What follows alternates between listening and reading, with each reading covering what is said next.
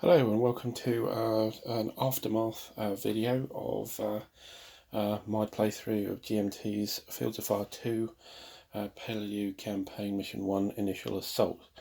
Wow, we took quite a beating, didn't we? Yeah, just looking at the holes left in the company. Let's just set ourselves up here. So we have our company HQ still, with the gunnery sergeant, the first sergeant. Of course, we lost as a casualty our executive officer. Looking at platoon HQ, the platoon HQ broke into a fire team. First and second platoons lost a step each, and the third platoon lost 2 steps each as well. Second platoon, 1 step off first squad, 2 steps off second squad, and then third platoon, wow, look at that, 2 whole squads just disintegrated. It gets even worse when we look at the MG platoon, because guess what? No machine guns. That's 6 machine gun teams which either became casualties, fell apart, or 2 of the teams actually didn't land, with the LVT retreating, not helping matters. But on the board at the end of the game, we had an MG platoon HQ with no machine guns. Looking a little bit further about what happened, so under the mortar section HQ, we lost a mortar unit, mortar team, and we lost 1 of our flamethrowers and 1 of our demolition teams as well. We did keep all our controllers, which is something, I suppose, for later missions. Now, it wasn't all casualties. There was a lot of teams produced in the game, and looking at the numbers here, we got 2 assault teams, which is fine. It's not a problem. We ended up with, I think it's 4 here, 4 fire teams. Yes. And we also had 4 casualties who were evacuated on LVTs. So they count for experience points.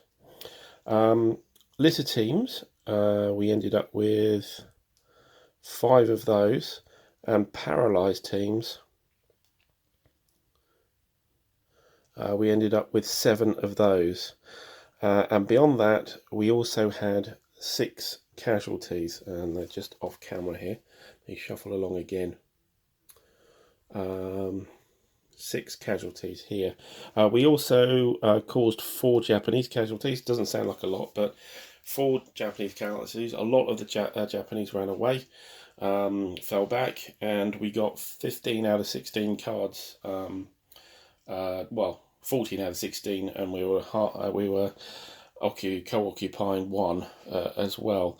And there was our machine gun teams which didn't land.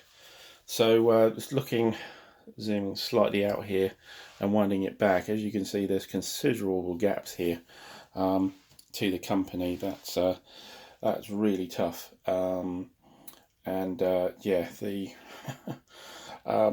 we can now reconstitute the company from all the litter and paralysed teams and fire teams, but we're only talking about, I don't know, 15 steps, something like that.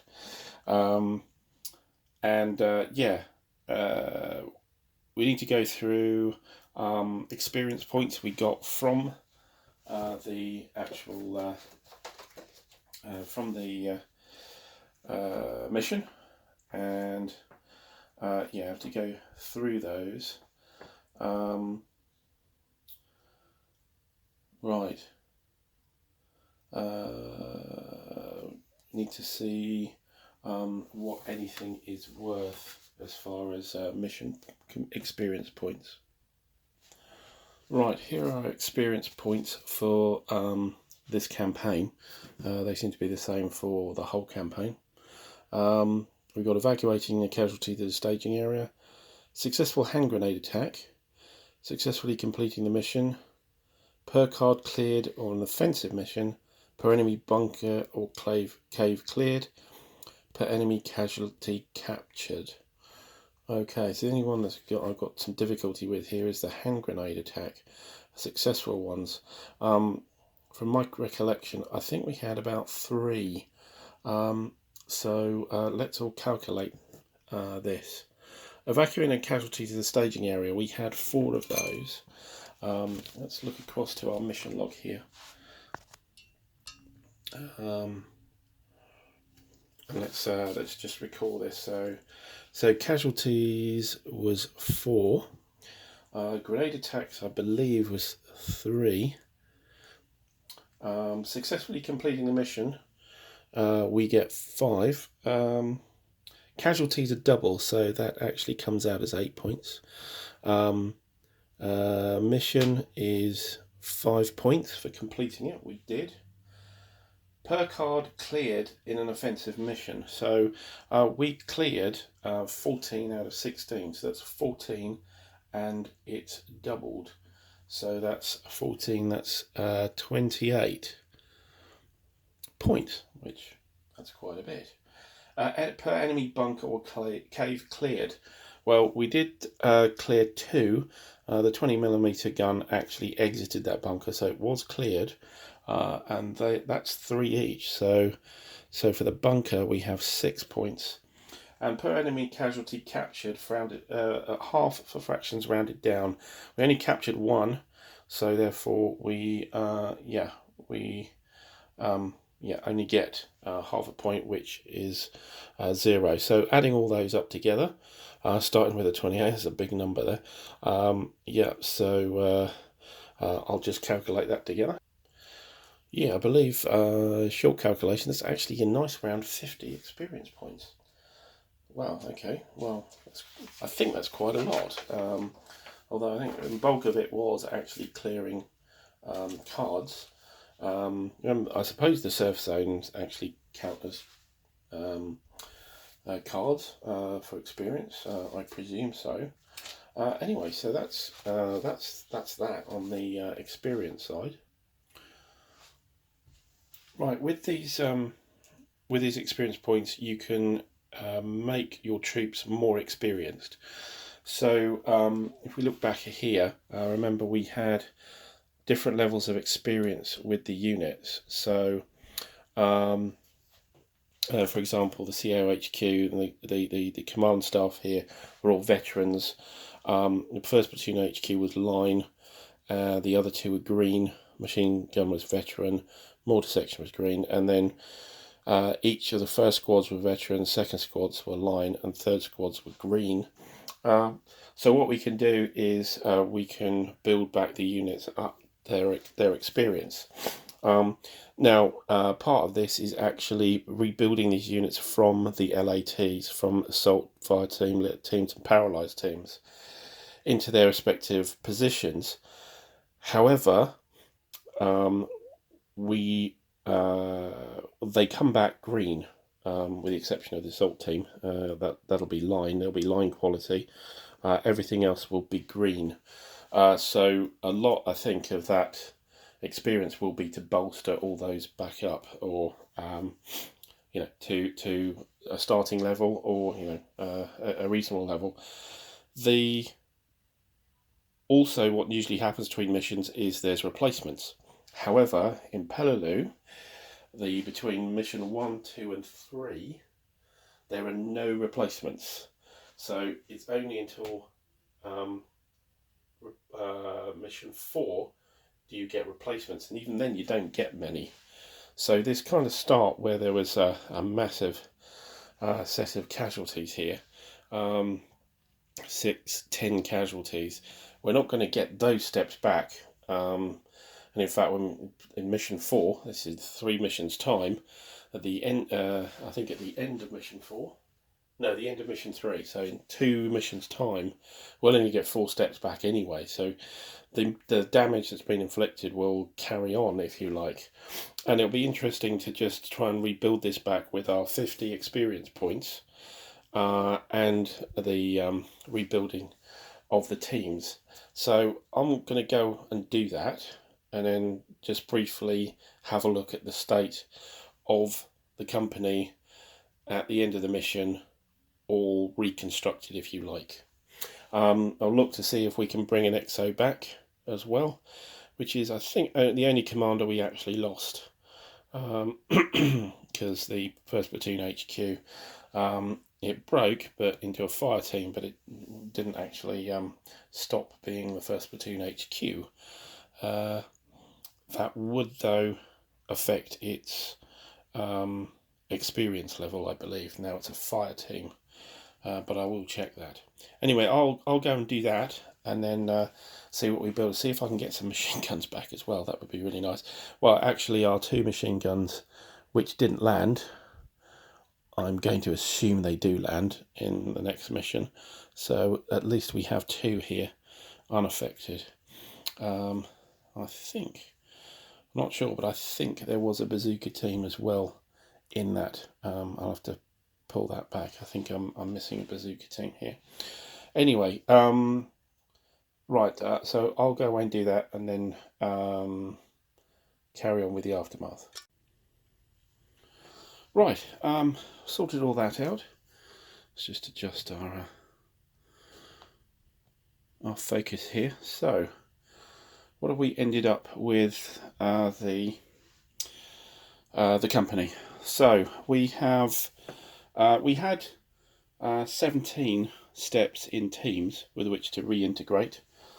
They came back. It says they come back all green, including the assault team, so that's fine. We had 50 experience points to spend. So just going through what we did here. So we created another XO out of a team. Comes back green, and we used an experience point to make him line.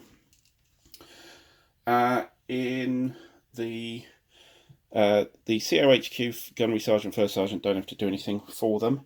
Platoon HQ. So due to the fact that we've got some losses we can't replace, first platoon is going to be the one that's a little bit lacking in numbers. So we did add in a team into first platoon to make it a full squad, and experience point brought it back up to line. Now we have 3 veteran steps and a line step. That equals, there is a bit in the book about how you assess different quality steps in a squad, in a multi-step unit, and the 3 V's and an L, if you like, 3 veterans and a line, is still veteran, so all well and good. Our second platoon here, we have not added a team back in, so it's still on 3 steps, but I have made all those steps from line to veteran, and that costs 3 experience points each. And finally on the third, again, I haven't added any teams in. It was a green squad, so I have spent 2 points to bring up that up to line quality. Moving on to second platoon HQ. Oh, by the way, the platoon HQ was switched over to his fire team side, so I believe he became green. So I spent a point to bring him back up to line where he was before. You can't make a green unit a veteran unit by spending 4 points. You can only go up 1 stage at any one point. Right, second platoon HQ. Spent an experience point to make him line from green. We added a team into that. Was green, made him line, again becomes veteran for the whole squad. Added in 2 steps into the second squad, were green, made them to line, the whole squad is line. And the third squad, which was whole but green, I've given them 1 point each to make them up to line as well. So we've got veteran, line. Here we've got veteran line. Third platoon, so the second platoon HQ up to line as well. Third platoon HQ up to line, and then we had massive losses here, so we put in 8 steps into these 2 from the teams. Came back green, of course, made them into line, and for our third squad, which was green but at least whole at the end of the mission, we made them into line as well. So spent what looks like sort of 12 points across here to bring them all up. MG Platoon was a veteran HQ, stays as such. I've brought back one of the groups of teams, so there's normally 6 here.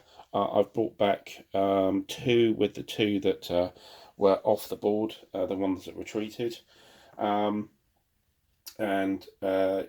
the ones that came back, of course, are green, and we've made them up to line. And the ones that survived, we actually spent to make them up to veteran. So yeah, we've got 2 veterans here and 2 line here that were greens. Okay, the mortar section. So there's a change to how the mortars work from scenario 1 to the other scenarios. The amphibious landing, the mortar sections break up into 3 units. When they come back together again for the other scenarios, then they're actually a 4-step unit, which has an H firepower. Of course, we lost a mortar unit, so therefore that becomes a 3-step version rather than the 4-step version. And yeah, they were line, and they remain line effectively. Those 3 steps remain line. So the mortar section HQ, though, we gave him an experience point for line as well. Now onto the assault teams. We lost everything except for a demo team and flamethrower team. However, in the rules it says that anything that is attached to your company is dealt with outside the company as far as replacements go. So I'm taking that literally and saying, fine, the assault teams all get replaced and they all come back line. So that's what I've done here. And finally, we have the forward observers, the air controller, the artillery, and the mortar. Those, nothing happened to them in the game. They just sort of hung around and didn't do very much, so they're still there. So for the next mission, and I'm still debating whether I should do mission 2 with this company, we are effectively down 3 steps in the first platoon. We're down 2 machine gun teams, and we're also down 1 step of mortar. But other than that, doesn't actually look that bad. Also, we've been able to get a lot of the troops up an experience level as well with those 50 experience points. So that's pretty good. I think that's good enough to be able to carry on into mission 2. Well, not like the company has a choice, if you like, and we'll be able to carry on into mission 3 to get to the point where they can get some replacements. However, it could, if there's significant losses over those 3 missions, the first, second, and third, you could end up seeing quite a threadbare company, and only 4 replacements coming in. So I think we've done okay. It looked worse than it did with all that big rack of I think it was 17 teams actually that we had split up off the standard units, and that made it look a lot worse than I suppose it actually was. And we'd lose our friendly tank. I think that's only a temporary thing for the mission, and then we'd gone on with mission 2. So that's the aftermath here.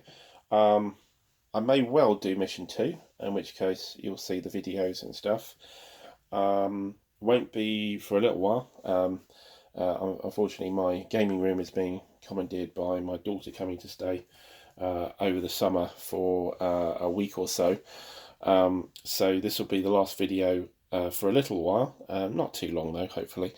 And yeah, that's it. That's the mission done. Really enjoyable game. As I said at the beginning, the main bugbear with this game is that the rules don't cover the combinations of things that happen in the game, all these very obscure situations that crop up almost every turn, and there's very little help, and the rules may have an answer for it, but you're going to have to go searching for it, and possibly into three different areas of the rule book, and kind of almost make a judgment about, okay, I think this would be reasonable given what the rules are saying. This is not necessarily a normal thing in a game, and normally when you get games like that, you tear your hair out and you stick it back on the shelf. But this is, because it's such a unique experience. It's a very good solitaire experience. You really are fighting things. Really are fighting the game. And solitaire games have come along in the last few years as well. There's a plethora of them now, and lots of different subjects, lots of different interesting things. And I do have in the pipeline a few to come in a video series if I can keep going. But this has been out quite a while now. I mean, well, not this version, but Fields of Fire 1 was out quite a while ago, about almost 10 years ago now, I think. And it breaks new ground. It continues to break new ground, I think, and it's well worth the frustration if you can stomach it and you can slog through trying to work out exactly how the rhythm goes. And I think when I've been through other videos, I've said you need to get a sense of how the game flows, and then you can get into a groove and you can play the game. It's quite tricky to do that in this game, and which is a shame.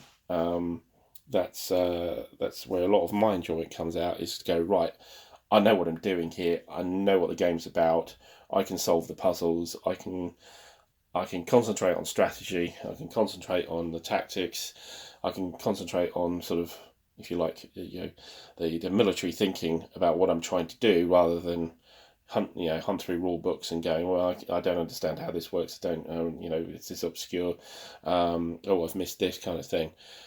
It's not,